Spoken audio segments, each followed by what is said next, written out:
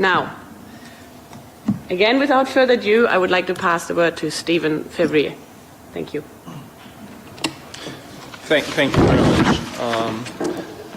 Excellencies, delegates, ladies and gentlemen, allow me at the outset to take this opportunity to share my own reflections on the realities faced by the Caribbean due to natural disasters and the economic cost of those disasters. Given recent events, focus on the Sendai framework on disaster risk reduction, and in particular the reduction of economic loss in relation to global gross domestic product is a particularly timely theme. Extreme weather events and disasters threaten the economic future of the Caribbean. In response to a series of catastrophic hurricanes, Caribbean leaders continue to bring to the world's attention the growing existential threat posed by climate change and its related disasters. Appeals to the international community followed the devastation left behind by Hurricanes Irma and Maria. These events, unprecedented in scale, intensity, and timing, should remove any lingering doubt that weather patterns are changing due in part to climate change. Catastrophic weather events and the resulting economic and humanitarian disasters make the development models relied upon by Caribbean countries unviable in the face of increased climate-related disasters. To illustrate this point, 2017 was the first year since record-keeping begun that the Atlantic Ocean played host to 2 Category 5 storms at the same time. For the Caribbean, the threat of catastrophic weather events is likely to become the new normal. This view is confirmed by the Commonwealth Marine Economic Program, which projects an increase in the frequency of high-intensity Category 4 and 5 storms over the next century. These findings are directly related to increased anthropogenic greenhouse gas emissions and the warming effect those emissions have on the Earth's surface temperature. But what does this mean for the Caribbean and its future? Should this new normal persist, the current model of development that relies on high public sector investment and foreign direct investment will not succeed. In larger economies, disaster relief funds are quickly channeled to affected areas, leading to a boom in post-event construction. For independent Caribbean microstates, such largesse and opportunities are unavailable. In the case of Dominica, after picking up the pieces following Tropical Storm Erika in 2015, local authorities had to again start from scratch after Maria 2 years later. Again at the mercy of international donors and financial institutions. This vicious cycle of disaster, followed by public sector borrowing, make development planning near impossible. This is to say nothing of the devastating effects that these storms and disasters have on the private sector. So what are the costs to the Caribbean? All major economic sectors in the Caribbean are heavily impacted by disasters such as floods, landslides, coastal inundation, and storms. The main economic sectors in most Caribbean islands, tourism and agriculture, are particularly vulnerable to natural disasters. Consequently, the livelihoods of entire populations are vulnerable to these risks. Allow me to share some further reflections on these impacts. Tourism and travel is one of the most important economic sectors in the Caribbean and remains highly susceptible to natural disasters and economic loss. In 2016, 46.7 million international visitors came to the Caribbean and spent an estimated US $31.4 billion, which had a net contribution of US $56.4 billion to GDP and supported 2.4 million jobs. Overall, travel and tourism contributes over 15.2% to the overall GDP of the Caribbean and accounts for 13.8% of employment. In 11 of the 20 Caribbean countries analyzed in a recent study, the sector accounts for over 25% of GDP, more than double the world average of 10.4%. Hence, disruptions in the tourism sector can have an immediate and far-reaching impact on economic activity and employment. In the case of the British Virgin Islands, an OECS member state, the sector accounts for a whopping 98.5% of GDP, the highest share anywhere in the world. In numbers, what have been the losses? The hurricane season of 2017 resulted in an estimated loss of 826,000 visitors to the Caribbean compared to pre-hurricane forecasts and estimates.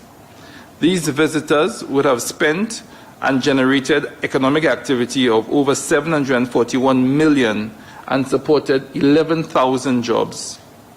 An analysis by the World Travel and Tourism Council suggests that recovery of the sector to pre-event levels could take up to 4 years.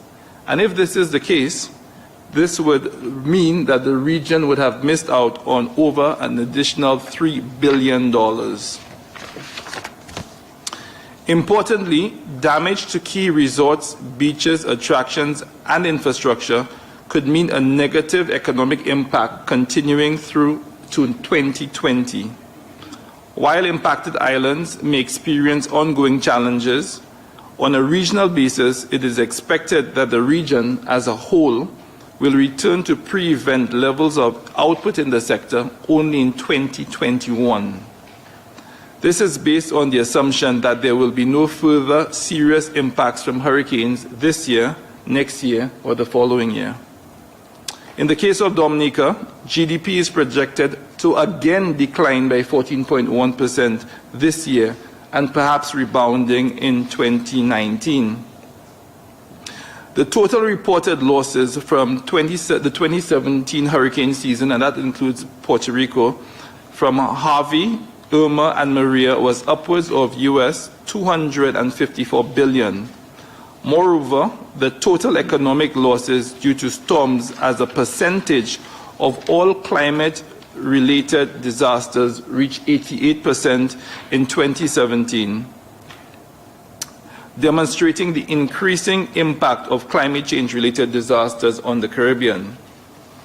Forward-looking projections also paint a particularly bleak picture for the Caribbean as it relates to infrastructure and the capital stock. According to the recently released IPCC report, in Jamaica and St. Lucia, sea level rise and extreme sea levels threaten transport systems at 1.5 degrees unless further adaptation is undertaken. Indeed, the report points to risks of impacts across sectors at 1.5 degrees as compared to the present. These risks will further accelerate at 2 degrees. Beyond these immediate economic costs that these impacts will doubtlessly imply, such increases in temperature will likely lead to migration and displacement and substantially increase the risk to transport infrastructure and from marine inundation. And allow me to also recognize the work of Regina and her team, which was also cited in this IPCC report with reference to the impact on transport infrastructure. Globally, and this is a very sobering statistic, all of the top 10 worst affected countries in terms of percentage GDP loss per capita were small Caribbean islands and territories. Whilst the statistics differ slightly, I would like to share with you some of the most up-to-date statistics on these impacts. Hurricane Irma cost St. Martin the equivalent of 797% of GDP. The French part of that same island, 584% of GDP. The British Virgin Islands, 309% of GDP, with Dominica recording losses of over 240% of GDP.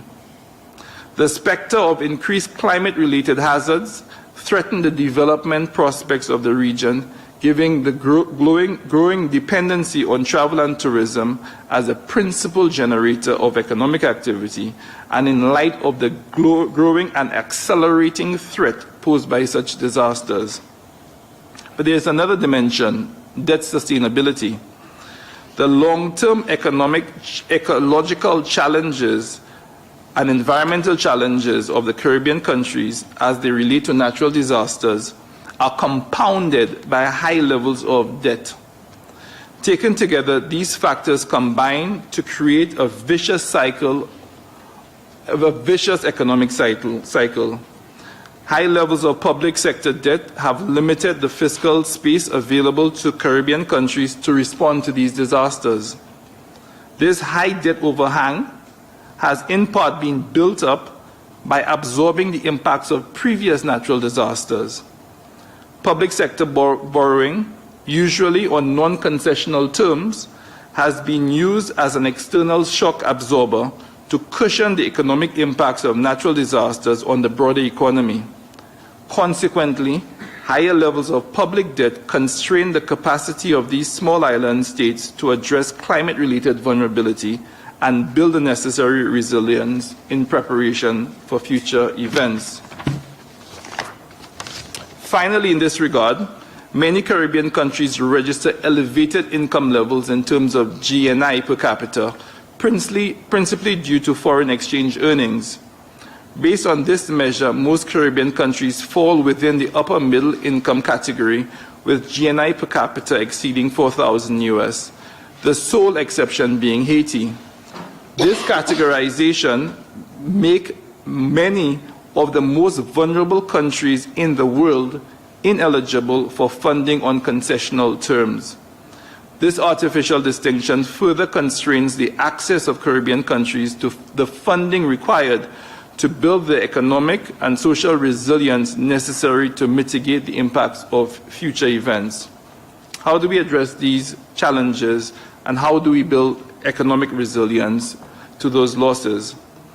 To address the catastrophic damage already caused and mitigate losses from future disasters, small states should pursue joint efforts through relevant multilateral fora, such as the United Nations Framework Convention on Climate Change, the United Nations, the WTO, and the World Bank and International Monetary Fund. These efforts should be directed at securing an international settlement that will meaningfully address the systemic risks that climate change and the resultant disasters pose to small states. Concretely, small states and the international community should collectively seek the following. 1. Ensure that the targets set under the Paris Climate Change Accord are met, including nationally determined contributions assumed by members. 2. The Caribbean Catastrophic Risk Insurance Facility, CRIF, should be upscaled and strengthened. 3.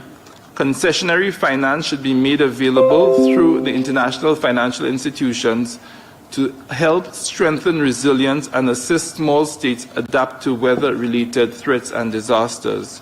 4.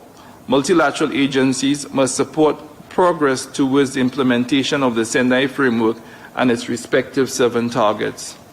5. Small states at the WTO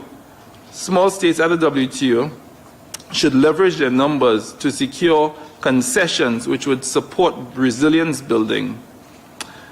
And finally, debt-related vulnerability must be addressed to provide the necessary policy space required for sustainable development policy.